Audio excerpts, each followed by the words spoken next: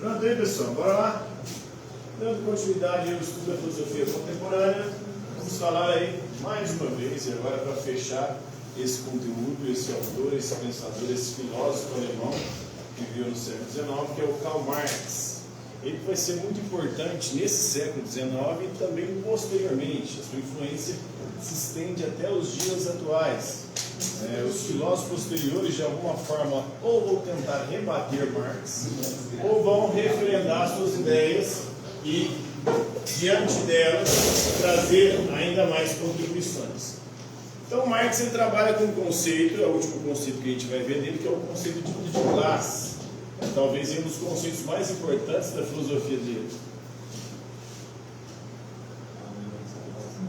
Para ele, a história humana nada mais é do que a história da luta de classes. Então, para Marx, a luta de classes é o motor da história. A história humana é movida pela luta de classes.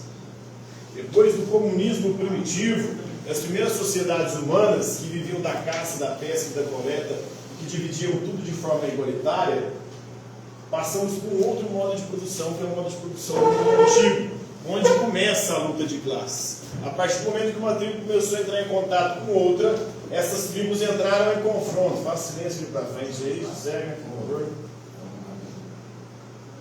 Então, essas tribos vão entrando em contato uma com a outra e começaram a se confrontar. E aí, na medida em que uma tribo vencia a outra nas guerras, nesses confrontos, a que perdia era escravizada. E aí nós temos a primeira luta de classes da história, que se deu entre senhor e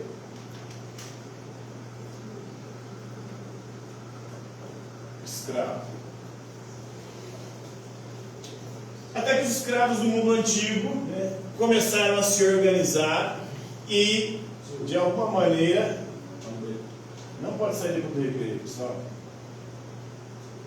Então, à medida que o tempo foi passando, os escravos nesse confronto, nessa luta, às vezes explícita e violenta, às vezes velada e reprimida, chegou o momento em que os escravos se organizaram e conseguiram, de alguma maneira, tomar o poder do Império Romano e derrubar o Império Romano. Isso em 476 depois de Cristo. Povos que outrora eram escravizados pelo Império se organizaram, invadiram o Império, destruíram o Império e transformaram a sociedade. Um novo modo de produção, um novo sistema econômico se desenvolveu. E aí já não era mais a relação, ou a luta já não se dava mais entre senhor e escravo. Era o senhor feudal versus o servo. Isso na Idade Média agora. No mundo antigo, a luta de classe entre senhor e escravo. No mundo medieval, entre senhor feudal e servo. Os servos, que eram o terceiro estado, eram compostos de camponeses, artesãos e também burgueses. A burguesia começou a enriquecer através do comércio e agora ela não queria só o poder econômico, ela queria também o poder político. Aí ela se organiza, junta-se com camponeses, com artesãos e consegue tomar o poder. Com as revoluções burguesas. A primeira grande revolução burguesa na Inglaterra, depois a independência dos Estados Unidos, a Revolução Norte-Americana e por último a Revolução Francesa. A burguesia chega ao poder e chegamos aí ao momento que vivemos atualmente. A burguesia transforma camponeses e artesãos em proletariado e ela toma o poder. E agora nós vivemos um sistema econômico chamado de capitalismo.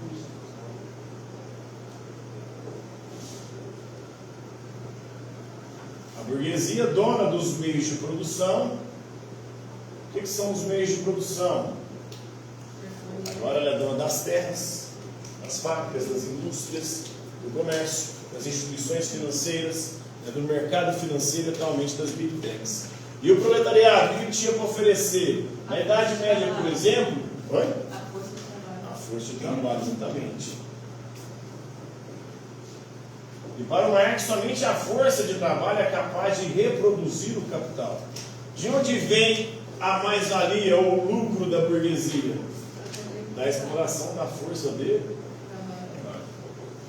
O trabalhador, o operário, o proletariado, ele sempre produz muito mais do que ele recebe enquanto salário.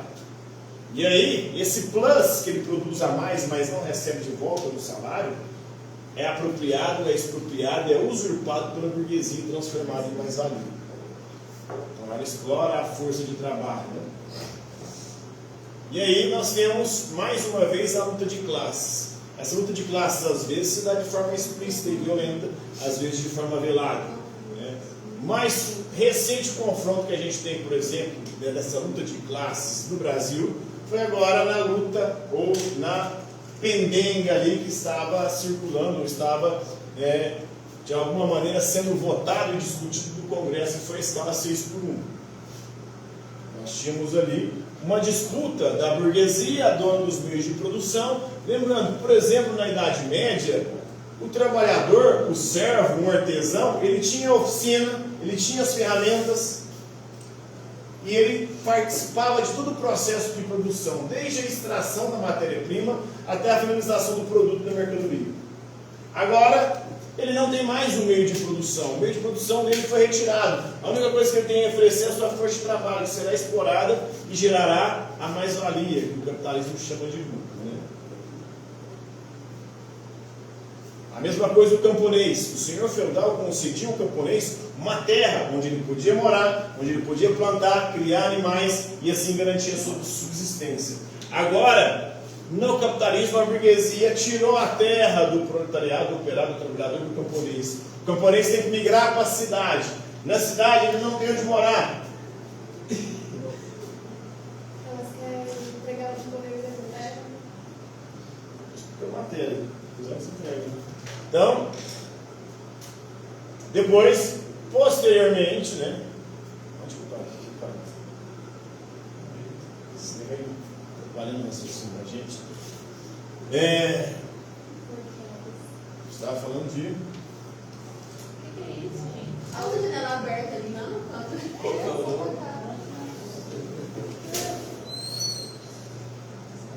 Pra mim?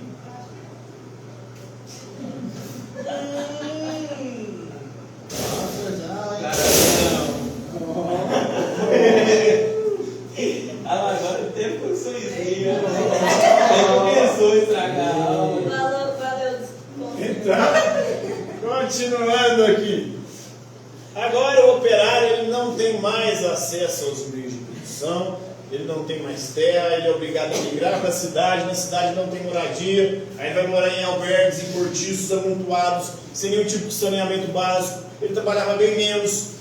Hoje há estudos que mostram o seguinte: na pré-história o ser humano trabalhava em média 20 horas por semana, no máximo, na caça, na pesca e na coleta. À medida que o tempo foi passando, o ser humano foi desenvolvendo tecnologia, máquina. Em vez de ele ficar ou ter mais tempo livre para poder fazer outras coisas, né, o ócio criativo, ou seja, fazer ou desenvolver a sua criatividade, a ciência, o conhecimento, a arte, outras coisas, não, ele está trabalhando cada vez mais. Chegou no século XIX, que era o século do Marx, o indivíduo estava trabalhando 16 horas por dia. Isso por semana dá o quê? 16 horas por dia vezes 7 dias por semana, porque naquela época não existia o descanso remunerado, não tinha nem 6x1, era 7 por 0. Então 16 vezes 7 dá quanto? Quem é bom de matemática aí? Isso. Quer pegar a calculadora aqui? Ninguém que sabe aí fazer de cor não? Não. Professor, De cabeça? 16 16. vezes 7. Oi? Não. 32 não. 112. 112 horas por semana, divide para 112. E agora tem gente que romantiza isso, né?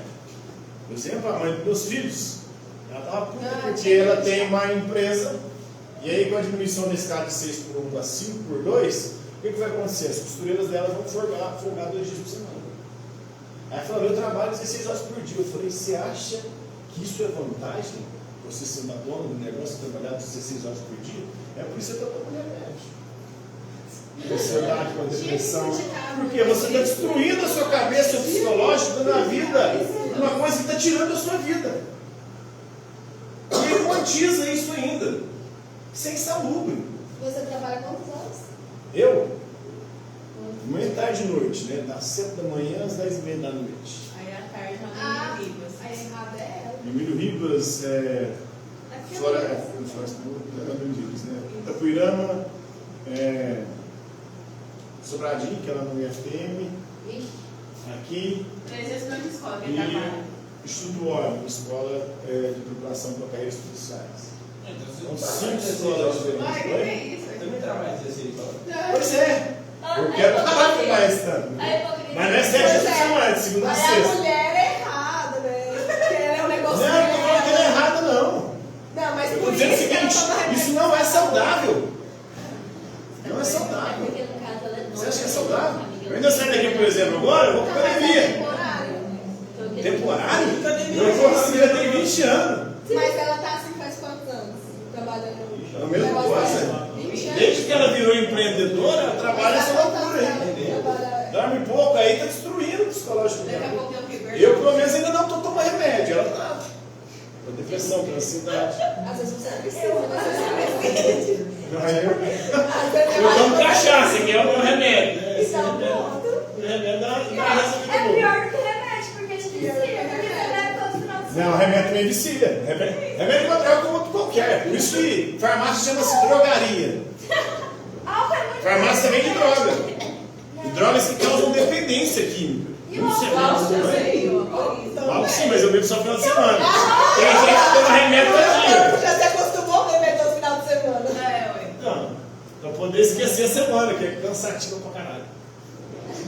Não, Mulher que é errada. eu não estou dizendo que ela está errada. Estou dizendo o seguinte: ela estava reclamando, estou falando que, olha só como é que nós saltamos de 20 horas para cento e tantas horas. E aí, né, já tinha acontecido na Constituição de 88, era 48 horas semanais, diminuiu para 44. Agora também diminuiu para 40, diminuiu mais 4. As pessoas têm 2 folgas por semana. Para quem tem uma família, para quem quer ou precisa estar com os filhos, como é que você defende, por exemplo, a família, mas ao mesmo tempo defende a escala 6x1? Para que o pai e a mãe trabalhem e não tenham contato com os filhos. Aí terceiriza a educação dos filhos. Entende? Como é que os pais vão educar os filhos se não ficam com os filhos? Você a maior parte do tempo não está com eles. Você está terceirizando, então você não está defendendo a família. Você está defendendo a fragmentação da família. A galera que é conservadora, que defende isso, ela é uma galera que está num sistema de contradição. Por que contradição? Porque ela defende a família como um núcleo básico, a sociedade é o fundamental, mas ao mesmo tempo defende essas jornadas de trabalho. Então o sistema capitalista é um sistema que, de alguma forma, destrói a família. E desde o advento do capitalismo, o que está acontecendo é isso: a família social está se fragmentando. Verdade. Morar. Perguntar, no trabalho, barra prova aí, você vai passar? Última semana desse mês.